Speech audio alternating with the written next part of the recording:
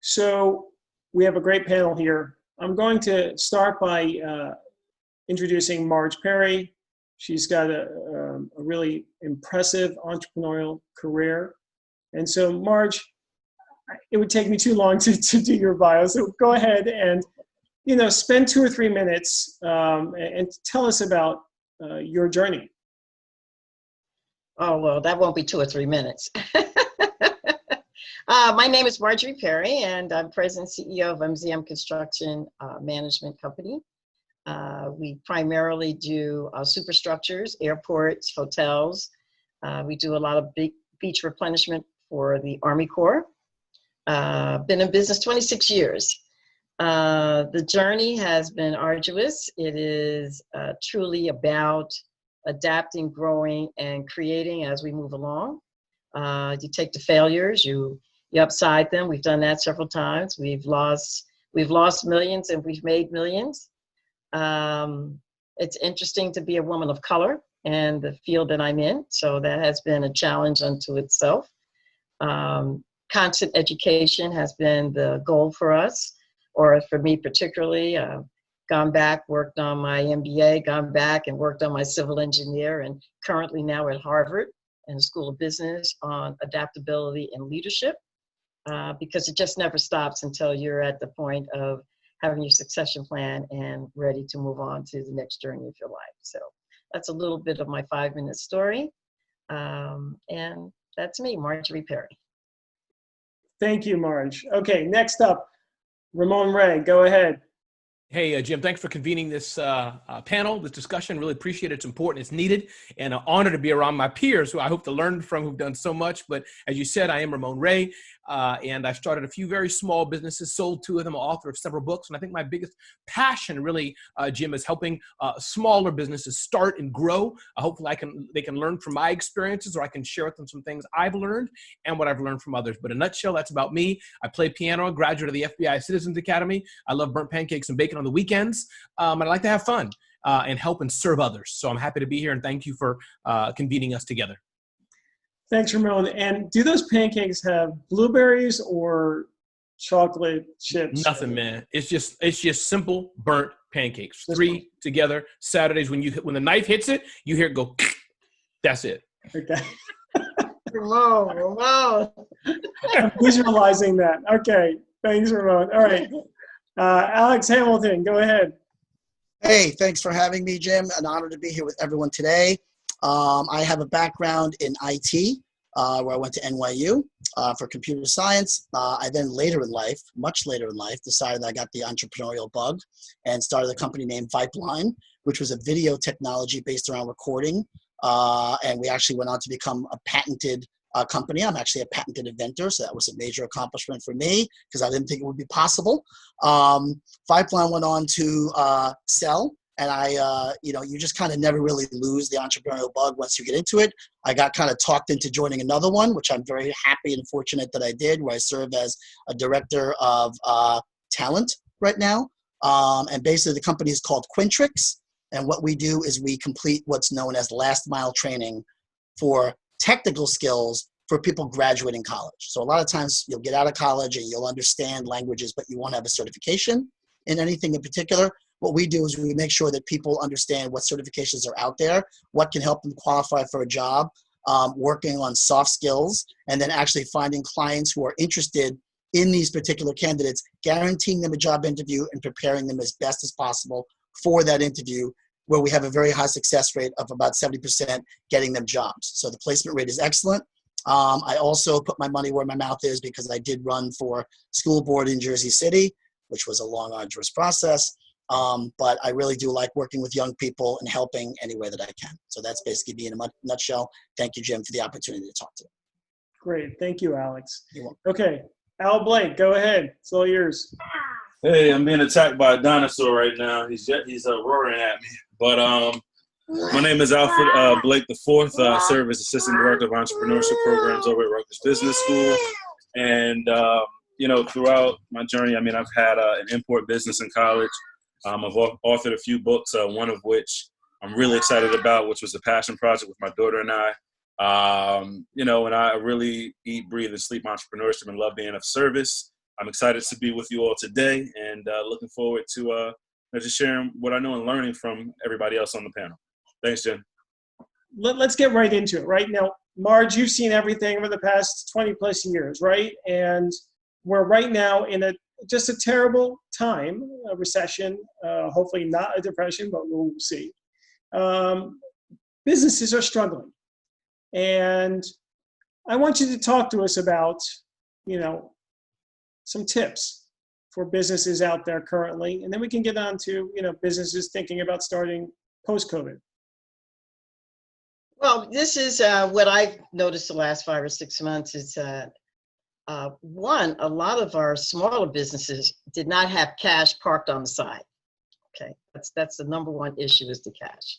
Number two, the first big tip I'm going to share today is that if you didn't have a banking relationship prior to this pandemic, I don't care what you do, you have to either have angel investors ready to go, or you have to have banking relationships so that you could absolutely not have a disruption in your business for during the day. We were fortunate enough to, I've helped 8 businesses get through the PPP process by introducing them to the relationships that I have. So that's the tips that I'm sharing with other businesses that we may have to reach back with our relationships to help them get to the relationships that they might not necessarily have.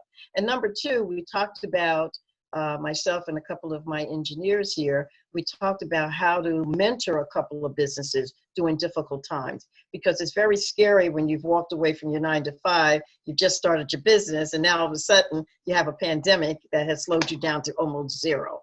So what can you do to bring them along on joint ventures or partnering or other kinds of relationships, being able to buy from them strategically. Those are some of the other tips. And then the last tip I think that has been very, very useful is that I've been doing a little class here on scenario planning. Plan A, Plan B, Plan C. What would it look like if everything was in place or if everything fell apart, and how can you adapt quickly? So those are some of the tips that I would put out there on the table for my fellow entrepreneurs, and because we need them as much as, I'm still doing my day-to-day. Thank you, Marge. Ramon, I'm sure you have a couple tips. Go ahead. Yeah, I got about 1.5. We'll see. But a few things I've been thinking about, Jim. Listen, I want to talk about marketing and technology and leadership and things like this, which are very important. But I think one thing differently that I'm seeing in my very small business, Jim, is the need to think bigger, think strategically, and think smarter. That's what I'm seeing in recent days. I think that it's always important, I think for sure. But I think especially when times are tough, whether it's today, 9/11, 2008, whatever it may be. And so I think for me, I'm looking at how can I partner more smart? How can I outsource better? How can I get my costs more in line? Because many people think, oh, I got to outsource and pay somebody more. But if your costs are right, if you charge appropriately, as it were, good profit margin, then it'll help you to scale and do more things. So I think that's one thing that I've been learning in my business is that there's a limit that I can do being just Ramon. But if I partner, whether it's hiring an employee or a close partnership when you're outsourcing a large part of what is non-essential to me to another company that I can genuinely partner with, vendor, but still partner, that's really what I'm learning. So I think I would encourage people listening, and I encourage questions to come in, think bigger, think strategically, think smarter. Time management is so important, I think, as well. It may sound like a very trite thing or small thing, but I'm seeing so much, Jim, and my panelists, that just time management, every minute of my day, who should I have conversations with? What should I do? And not being afraid to say no. Sounds like a very vicious word, but I've learned that the word no sets me free and liberates me. You could say no in a good way, but you're saying no. So those are a few things, so many things I want to say, but I'm looking more to learning from my other panelists and from you, Jim. So those are a few things I would highlight. Well, and thank you, Ramon. And you actually almost said no to this panel because you were so busy. So I really appreciate you taking the time and being so generous. So Alex, now you are in a startup now. You used to run a company, but you're in the thick of, getting this venture relatively off the ground. I mean, it's doing well, but talk to us from your perspective. I think just to, sort of pile on to what my colleagues have said, one of the most important things I've learned is this is a very different time, obviously, right? But communication to me is the key, right? you got to reach out to people. You've got to make sure that even in the bad times, what's going on, stay on top of your communications. Do not lose touch with anybody, right? As important as everything else is, you've got to go to people and say, hey, maybe I can't do this, but I can do that, right? Like, be honest about things. And also understand, and I got this advice a long time ago when I first became an entrepreneur, know what you don't know, right? And don't be afraid to put your hand up and just say, hey, I don't really get this. How can we fix this, right? And understand that you don't always have all the answers. Bring in your circle of friends, bring in your family, bring in people that you trust, colleagues that you've met along the way. Hopefully I'm going to have more of those after today, right? But I would say of all those things, communication is paramount, because you have to talk to your vendors, your clients, your labor, whatever it may be. Keep the line of communication up the same way you would in the good times. Do it in the bad and the uncertain times. Very important. Thank you. And Al, how about you, from your perspective? Yeah, absolutely. So one thing I can say is we all have, everybody on this line has different circumstances, different situations. And, we're all adjusting to what the new norm is.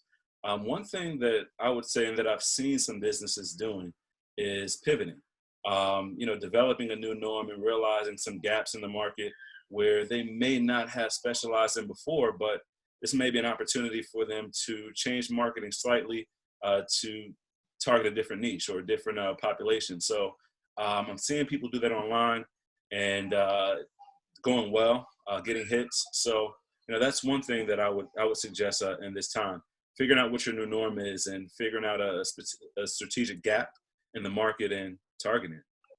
Great, thank you. And let's jump right to how other aspects or other parts of the community might be able to help better right now, right? We're all in this together, right? We have government doing some things. We have academia doing some things. We have most organizations just trying to survive, particularly nonprofits these days. So what can the community, as far as other stakeholders, do to help entrepreneurs today? I think that's a loaded question, but okay. I don't think the state can help you. What they can do is provide resources. Remember, most entrepreneurs are for-profit businesses, or nonprofits are who they are. The good thing that I've noticed is that there are so many organizations like the NJEA, you have the SBDC, you have InvestNorg, organizations that's willing to train, provide, and educate on how to get funding, how to retool, speaking to what Al just spoke about a second ago, because everybody's in a pivot mode, or teach them to look for new opportunities. So I don't know if it's a community-driven question, but I think it's certainly a question that the community has said, we don't want to lose our businesses. We want to keep that entrepreneurial spirit going. So we're willing to step up. And I've seen that over and over again in the state, in New Jersey right here, where they're stepping up. And that is the swan song of, we have to save our businesses. We all depend on them each and every day. So I think the community is doing as much as they can. It's up to the businesses to be able to execute and to maximize what is provided for them. Because remember, entrepreneurship is a decision you have taken on. And so therefore, our A game has to match up their resources so that we can continue to flourish. Thank you, Marge. How about you, Ramon? Yeah, I think as far as the communities, I think that was the question. What can the communities do? Is that correct, Jim? Yeah, the other stakeholders in the community. Yeah, no, I think listening, that's big one thing, listening. And I think listening to the will of the people. Again, not that the will of the people is always right, but I think the aspect of the community leaders are there to serve. That's how I see it. So I think as much as you can do to listen, to get out of the way, and to enable change to happen, to enable things to happen, I think that's the best thing that community leaders, I think, can do. Okay. And Alex, from a startup perspective, what are you seeing, or what do you...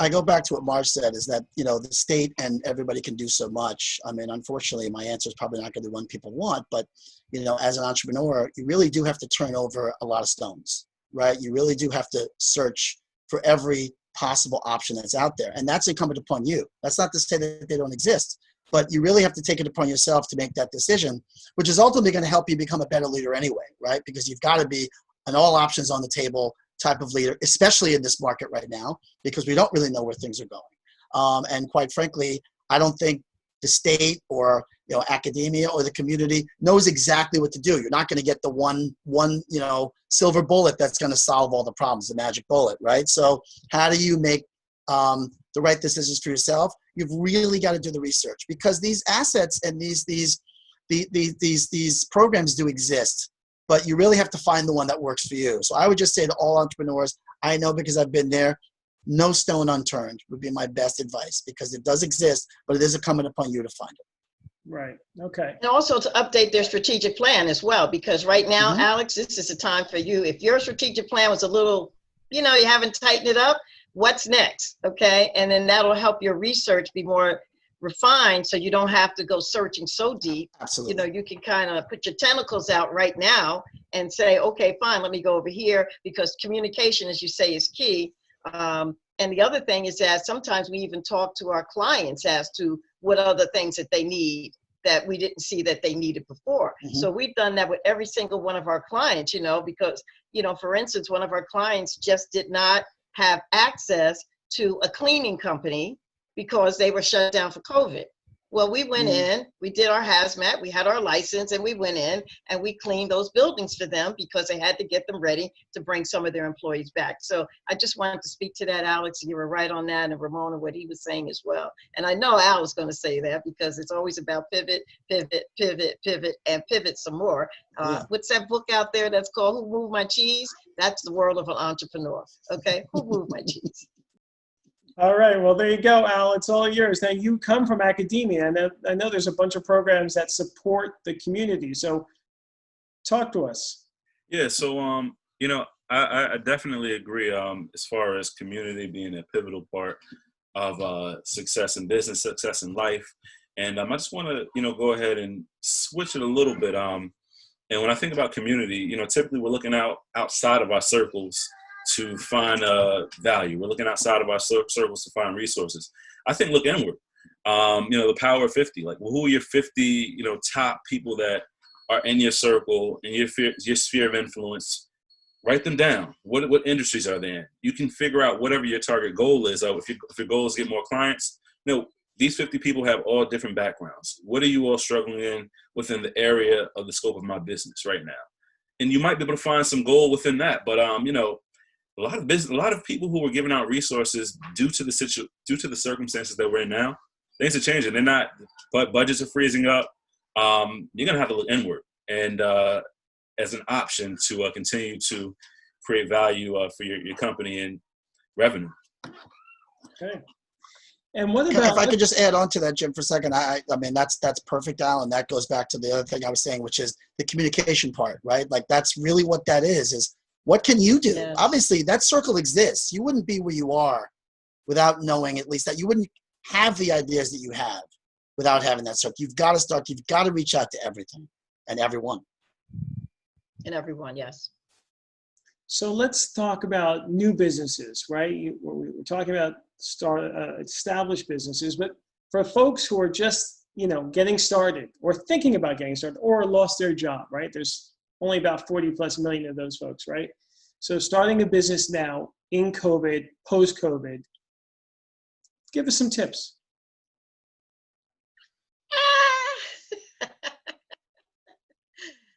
It's going to be a little bit of a journey.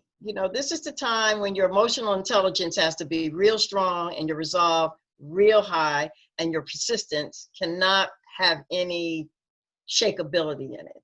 I think it's a great time to maybe start a business. It may not be today. It may be 6 months from now, because everything is frozen around the country and the state. Businesses still don't know, unless you're starting a business in the food industry, energy industry, health industry. They're the only ones that you might be able to find some dollars and cents right here, right now. If you're doing widgets, or you're doing retail, or you're doing cosmetics, you may want to look at launch time for another 6 months or so. and just build your relationships, as Alex was saying, and Ramon was saying, and maybe get a strategic alliance going versus a hard start on your own.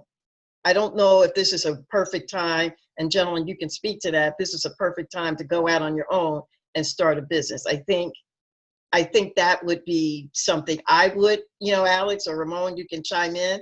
I just think that it's not the time to go out on your own. I think you need to partner up. Don't have an ego attached to it, and go ahead and work with that team that's a little bit ahead of you until it's time for you to step out on your own. Those are my tips on that. Alex or Ramon or Al on that. Your thoughts? What? You got your hand up, Alex. I wanted to add on to that and just say, as hard as it is, and of course Jim asked us the one question and we don't have an answer for because we don't have experience with this COVID-19, right? So none of us have a rock solid answer. But I would say this, what you have to do is you have to think about what you can do in this time that you can take advantage of, right? Like right now we're doing a Zoom call, right? Nobody traveled. Nobody went anywhere. This is an opportunity to get in front of more people. And because it is going to take a while to raise money or establish relationships or a sales process, start that process now while everyone's where they are. And then maybe what will happen is 4, 5, 6 months down the road, you actually are in a better place and you didn't have to get on a plane. You didn't have to go anywhere. That's exactly right. Right? So you can establish a personal relationship with an entity or with a group of people or just one person in this time. That actually works to your advantage during COVID. We're not going to be in this forever, right? But if you can actually get some things done now, go for it. Go for it, right? So, Ramon, do you or Al, either of you folks want to chime in? Yeah, I'll chime in. One thing I say is, so to piggyback off of what's already been said, one thing that I think that people can start looking at as an option is pooling your resources. Now, when you say resources, people typically think about resources as money primarily. But, if you think about somebody who has a skill in some area, whether or not it's social media, whether or not it's copy, whether or not it's sales letters, and figuring out who has that strength. Do you have something strategically? Do you have something that the other party within your group does not have?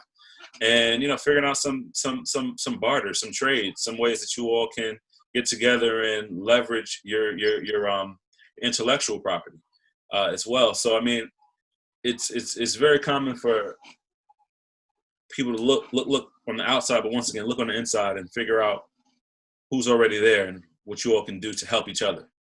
Yeah, and I think I love it. And my addition to that, Jim, would be a few things. I think one, remember that every business does not have to have outside funding as well. There's a ton of businesses you can do and be very well successful without outside funding. So I see some of the questions and many people, how do I get startup funding? If your business is going to generate $3 million in revenue, use a credit card, save up, go to your grandma. And to live life happy.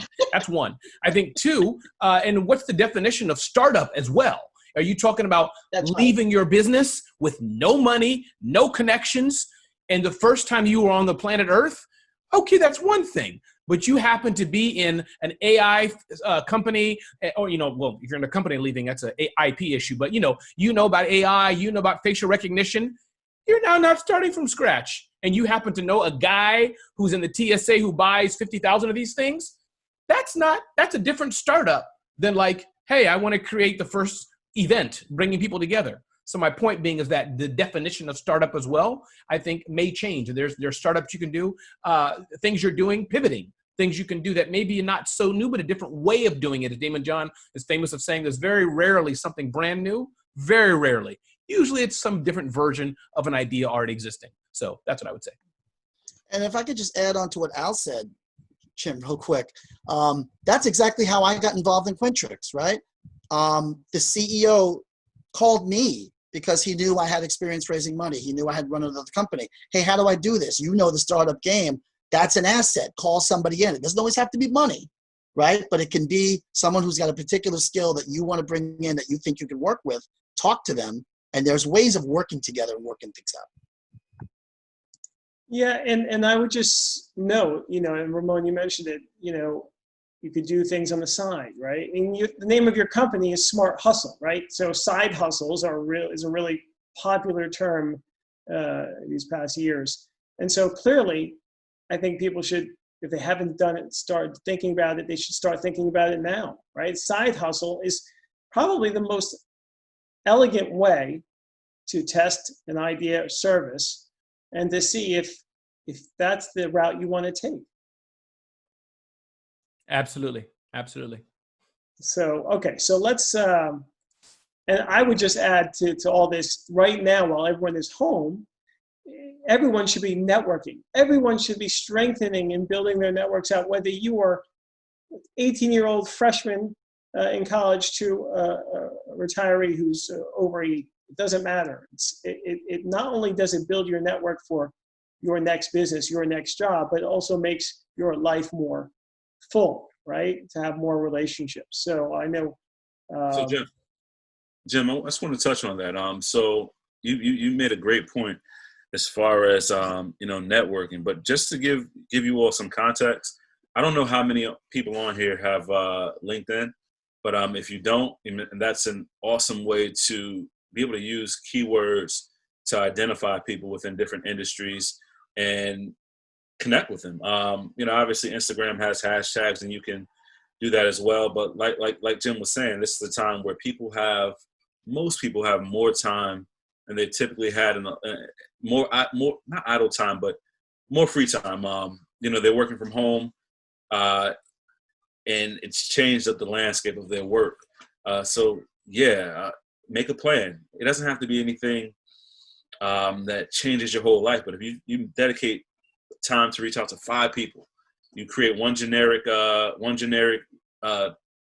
piece of copy to send out, and you can obviously fill out the person, take out the person's name, and maybe in the beginning line talk about the industry that they're in, and personalize one fact that you might have found out about them or that you know about them, and keep it moving.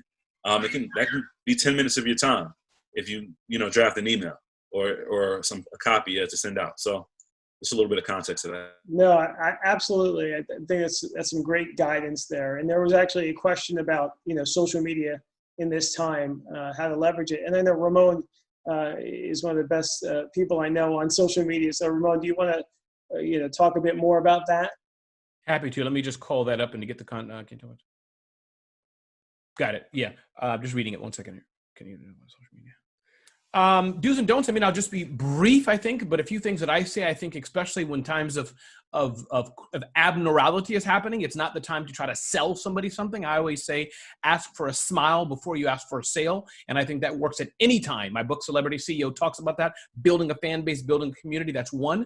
I think for those who are very new to leveraging the power of content, most people are not, but I'm a firm believer in frequency, relevancy, education, analytics. The acronym is FREE. So I think that's another concept that people can consider. And I think using social media really just to enhance your personal brand. And if you're the person who's educating more will nurture somebody to a period of trust, build up your credibility, then the sale, as it were, will naturally come. So those are a few things on social. And as you said, Jim, I'm always on social. It's not for everybody, but that's just my world. I am most comfortable on an Instagram stream. Sometimes I wonder if I'm even human. I have to pinch myself sometimes to wonder if I'm human or digital. So that's my 2 tips.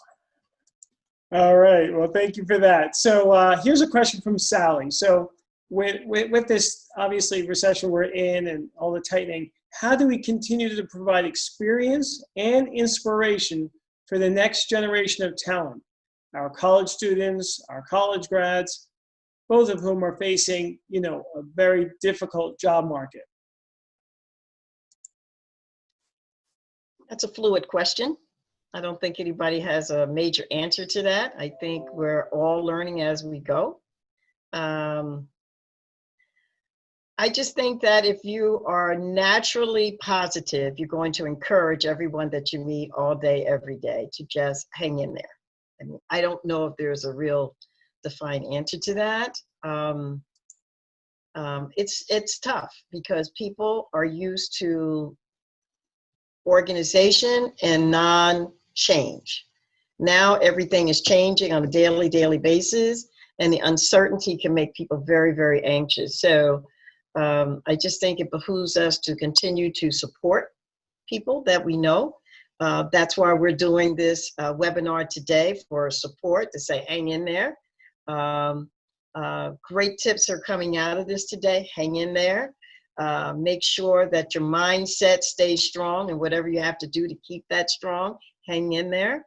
I think that sometimes you have to shut down the distraction and the noise on the outside so you can stay focused on hanging in there.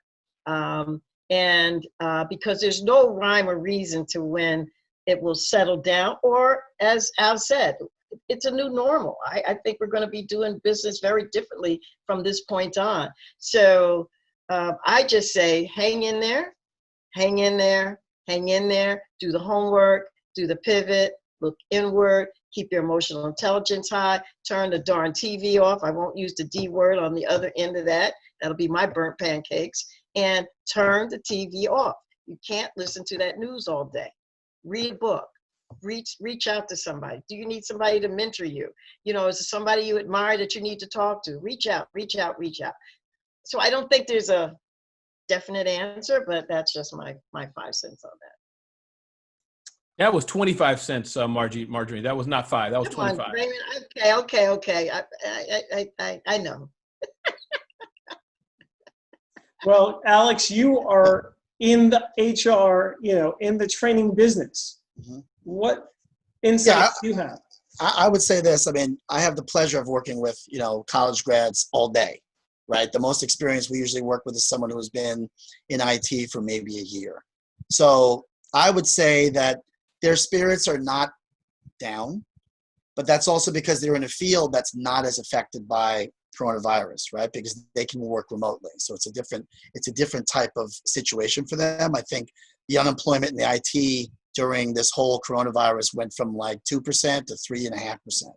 So it really hasn't changed that much. Now that's a big number because that's still almost doubled, but there's still a strong demand, right? So I'm not feeling like the younger kids are diminished or beaten down. They still enjoy their training with us. They enjoy the fact that they get certified. I obviously encourage them all the time to do exactly what Marge said. Turn off the TV, read a book, do all those things, enlighten yourself. That's why you're in this class in the first place. The question is, can we do that in other areas, in other fields that maybe aren't necessarily IT, because that's mainly what I deal with. So from what I see, it's what Marge just talked about. This may be the new normal for quite some time. We don't really know how that's gonna work. But I can say that dealing with them, there's a little bit of immunity from this to them because, and this is maybe going to come out the wrong way, but a lot of kids who are in IT, they like being in a bubble. That's kind of the bubble that they, like I spoke to someone who was like, hey, listen, I spoke to you about the virtual graduation. And they were like, that was great. I wish everyone did that. It's just like, you didn't want the whole graduation and your family. Like, no, man, that was perfect for me. So there's a little bit of a difference in across many, fields of expertise where I can see this affecting people.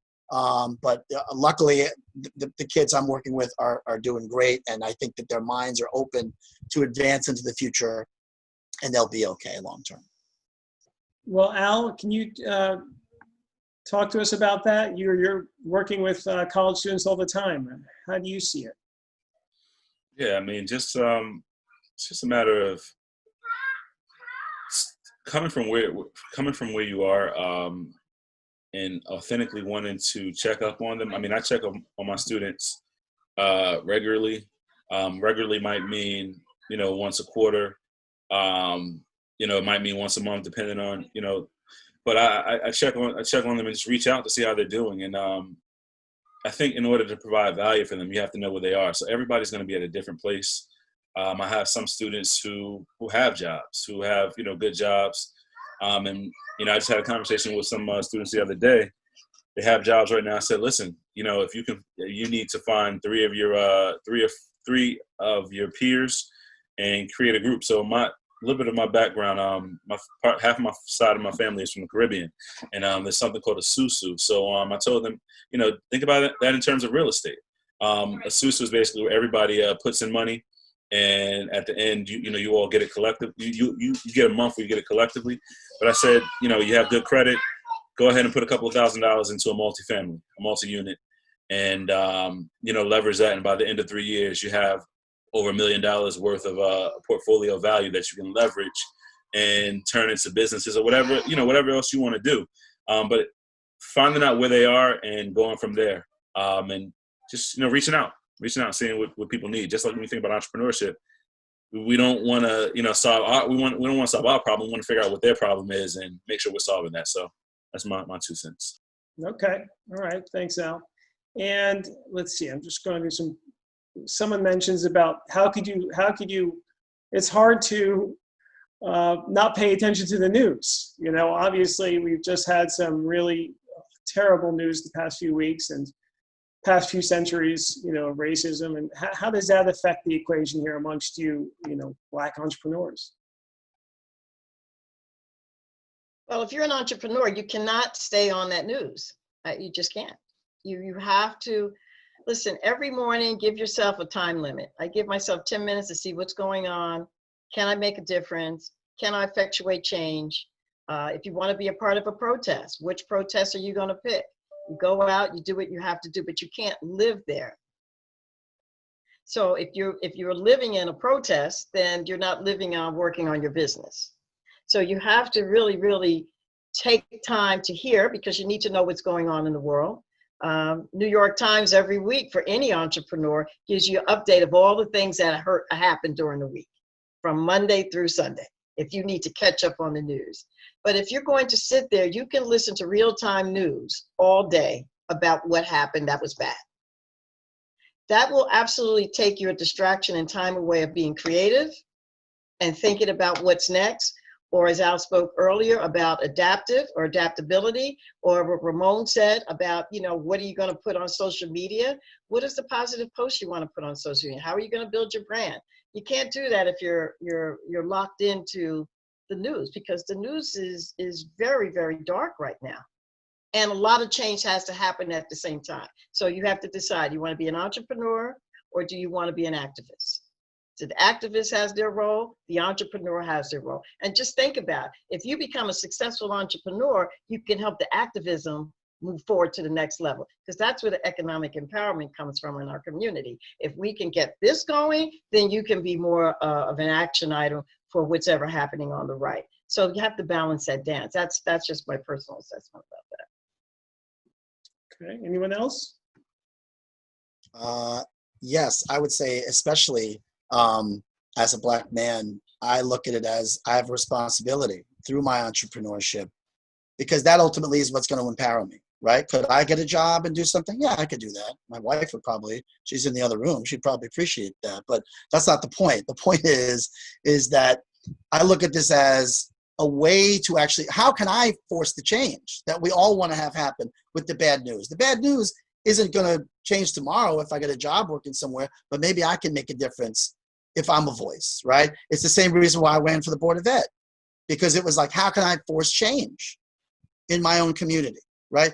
You can use your entrepreneurship to say, I'm going to put my money where my mouth is to try to change my situation, which will ultimately help change the community situation. And I can be an example. And like you said, Marge, you can then empower the activists. So all of it's really cyclical and kind of tied together. So let this bad news just be fuel. If you can transfer it into that, you're good. If you let it get you down, don't. And take it in doses, like you said, Marge, exactly. 10 minutes in the morning, that's about all I can handle anyway. They're not going to tell me anything that's good. Nothing good is going to happen until they say there's a vaccine and unemployment's back down to 4%. That's not going to happen tomorrow, right? So if we can understand that and just say, I'm going to take that fuel and I'm going to make that the fire that burns within me to make myself successful in my entrepreneurship, that's all the energy that you need to make change. And Alex, so that's powerful. I wish we could have like music while you were saying that. That's powerful. But I think one thing to share on that is you talked about fuel. I talked to a group of entrepreneurs that I work with, and they were telling me, Ramon, we're in our dark room, we're with our legs up moaning, we're rocking back and forth crying. Now I get it. I'm not mocking. We're all sad. But my point is that, as Margie kind of hinted, I have no time for that. I cannot afford to sit for 3 weeks and mourn. Some people, I guess, can. I can't. So that's one. And you talk about action. I created, I never pitch, but I'm going to pitch right now. I created the Black Education Fund, as Jim probably knows and others. So talk about taking action. I don't march. I don't have, I mean, it's fine to do, but I don't march. I don't go out, wave flags, put t-shirts. It's just not my thing. But I said, what can I do? Talking about especially George Floyd to help. And I said, one thing the Black community in particular needs is education. I created a Black education fund. It was covered in Forbes. I got a news thing coming up in the UK. It's building up. People are donating. I raised thousands in a matter of hours. So my point is talking about action. What can I do? I said to do something small. Many others are doing it. What can I do? Hence Black Education Fund. If people want to donate, please, blackeducationfund.org. But talking about fuel, that's my fuel. You go, Ramon. I like That's that. the truth. That's It's good. the That's truth. good. That's what our role is. Our role is to make the money, create the funds, and then we can help our community, and that helps the activists. That's exactly right. That's what we do every day. Every day. I don't want to leave Al out of this conversation. Oh, well, I guess just you don't want to hear my answer. I don't watch the news, period. Because it's just, it's for the news. Yeah, I'm not going to get going that roller coaster, but, it's just so much negativity on there and so much, especially during these times. So when you think about a bank account, right, and you have, certain things that come out of your monthly bank account, you have monthly things that come out of your monthly bank account every month. It's going to be important for you to figure out, what's taken away and not put it in. I think like curate your own news right now. Whatever, if you're starting a business, who's the influencer, who's the person, who's the source of your information that you're going to go ahead and check out and tune in for 10 minutes for the day and execute on, and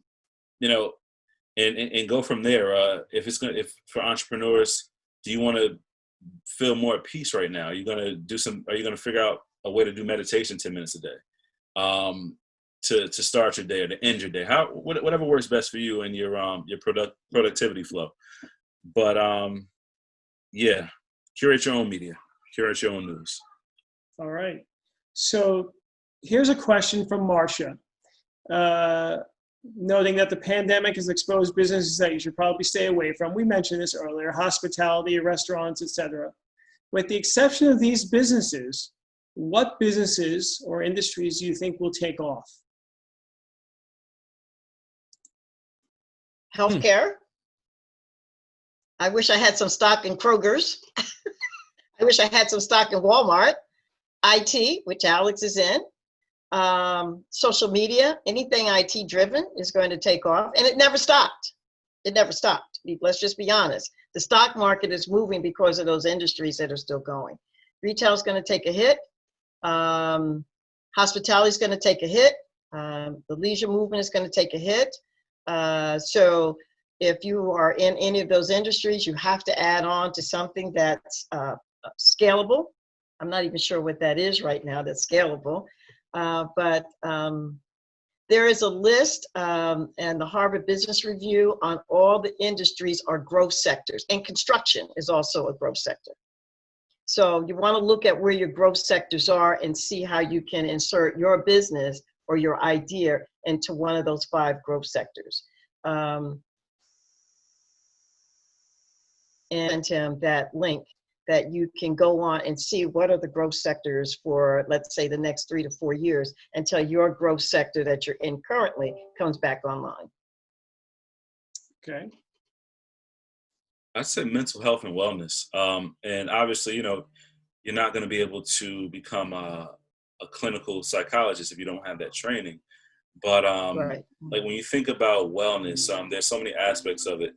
There is there are things like goods that people use to feel more stillness or well-being. So candles or essential oils. There's mental health in general. If you can find somewhere in mental health that you don't necessarily have to be a clinician in, to be an accessory, not to be a psychologist or psychiatrist, or a counselor, but something to aid within people feeling better during these times. Okay. Anyone else? Any other thoughts there? Just I wanna mean, make sure. I would obviously agree. Tech is one thing where you're going to see that just in IT. I would also say clean energy is probably going to be one that really starts to grow, because you've seen, we didn't think, well, not we didn't think, but people didn't think that the electric car would grow at the rate it's growing at, and it's growing at a much faster rate than people thought it would. And again, you look at those industries that have touch points, like you talked about. Marge mentioned retail and hospitality. I think hospitality will have its comeback, obviously. Retail was already on a downward graph, and obviously we know that, Amazon, Walmart, and Target, and all these online, they have a lot to do with that. So I get that part of it. It's really hard in that situation, but travel and electric cars in particular, you're removing a touch point. You don't have to go to a gas station. You can charge your car at home. Solar panels, things like this, I think are going to start to grow actually quite rapidly in the future, because we're going to need to power those things. You're going to see the need to come off of oil plants, coal plants, nuclear, all those things. You're going to see people getting into solar. You're going to see a lot more electric cars, even in urban settings, right? They're very suburban. Yes. It's going to start to change. So that would be one area I would say. And I think And I left out, Alex, artificial intelligence, to really start reading up on artificial intelligence and how that's going to play a role over the next few years. It's already here, but it's going to get much louder in terms of how we do day to day. Yeah, and I would also say that I'm reading a book now about the death of BlackBerry. For those who don't know, is a little black device that you could type in with your thumbs and send a digital message via the air back and forth. And the iPhone trounced it. My point being is that as Andy Grove, leader at Intel, says, only the paranoid survive. That's one. Two, remember, minimal viable product. We don't know what works. These are industry obvious ideas, but start a minimal viable product and just see what works and how to grow it. Three, leadership will never go out of style. Marge and Alex and Al have bigger businesses and et cetera than I have, more experience in that realm, but good leadership in whatever level you can do it, that will never go out of style. And then just try stuff, because even stuff that doesn't seem obvious can work. I mean, I think selling books via a website was the dumbest idea in the world. I think who wants to have their face when I post something that somebody can tag me? That's a dumb idea as well. Stupid. Who wants to listen to music on your phone? No, we prefer to listen to music on our CDs. So how dumb can you have to listen to music on a talking device? I say all those tongue in cheek. Point being, you just don't know. So do stuff. And also think, I would say the last thing of what scale do you want it? Are you trying to have $1 billion idea? Way outside of what I can help you with. Probably Marjorie and others can help in that. But the point is, I think for very smaller businesses, hey, if you're paying yourself $150,000 a year and you got a small home office, generating gross profit, gross revenue of $2-3 million, that's nothing to sneeze at too. So that depends on what you want in life and what you want to do. I think as the person's asking about industries, which is an important question, but I think sometimes we forget, what does it mean to be happy too? And I'm a happy person. Burnt pancakes and all, I love it. And you Man can go who to knows what business he together. wants. Yep. The man who knows what he wants with burnt pancakes every Saturday. That's right. And 5 slices of bacon with 2 glasses of cold milk. You got to say it's the whole story. Love it. I'm going to have to try those burnt pancakes one day. You just visualized it for me. Anyway, so the problem, we talked about, there was a question about retail as well, and you guys mentioned they're going to have problems, right? And I know, Ramon, you work with a lot of smaller businesses dealing with retail, and Al as well, and Alex. Everyone has a community. And that's, I think, one of the real concerns, that will retail, obviously a lot of businesses will go out, will close, right? But how will the ones that survive, and how can we help them, except by, buying things from them and servicing them? How will they survive in this post-COVID landscape? If I had to guess, Jim, that's so tough to say, but I think as we can see, many are simply going to go out of business. That's a fact. There's no use sugarcoating a lot of things. People are going to have to go out of business. That's just a fact. So I think that goes what we said before. What are you going to do? The person who used to own a restaurant, now they're making whatever they're making, something different. But people are going to close. But I think the opportunity for those that have good cash flow, for those that have money, a solid foundation, have good leadership, and you can start doing new things. This example is not new, but you take a look at Peter Luger's, right? The Brooklyn Steakhouse, and this example is just multiple times across the country. They weren't taking credit cards. They didn't have delivery. No, we don't do delivery. We're a esteemed Brooklyn Steakhouse. Yeah, okay. Now you're delivering. So my point being, those companies that can shift, I think will do. But restaurants, retail, it's tough. And many will close, but the opportunity now, those that can get out of it and see beyond it and have good bearings financially. As I think Marjorie's first comment was, know your banker. So I don't want people to get clouded and thinking you always have to have debt. But again, sometimes, many times, you need a line of credit or something to get you growing. Good debt. Yeah, good debt. Yes. Go ahead. Well, yeah, you want to have cash. You need to have cash parked, and if you can use other people's money, then that's what you do. Okay, that's how you grow. That's how you scale. That's why you need to know what your EBITDA is. That's why you need to know how you're doing. So this is the other tip. If you weren't great at finance, I meet a lot of business owners who want to start a business. Their idea is great, but they don't want to deal with finance side. You got to know the numbers. If your burn rate is $15,000 a day and you need to get that down to 5,000, then how do you do that? So it's a multitask thinking process that I have a great idea, but I also have to know that I can really use cash flow in a certain way, or I can implement cash flow in a certain way. But you got to know your numbers. More businesses I meet are going to hurt because they don't know their numbers. And I employed that. That was one of my failures in the early days. I didn't know my numbers, which almost caused me to lose my business. So I went back and learned finance, because that's very key for any small entrepreneur, any business period. You got to know the numbers. Hey, Jim, can I become the moderator for 2 seconds? May I take the moderator's mic for 2 seconds? Absolutely. Marge, I just want to ask you a follow-up question. Can you just talk a bit how you did that? Because it's a struggle I have. I'm not good at numbers. I'm not good at math. For whatever reason, every time I say it, I even start to cry a bit. Maybe it's childhood thing. Burnt pancakes. That's the problem. You eat burnt pancakes. Go ahead. I'm sorry. Go ahead. No, that's beyond that. Seriously, now, how did you, I know Rutgers and others, did you just go to a class like at PACE or something and learn Business 101? Or I literally got accepted into Rutgers Business School and to NJIT's Business School in Columbia, because one of the reasons why I lost my first $1 million is because I didn't understand my margins and my numbers. I just didn't understand it.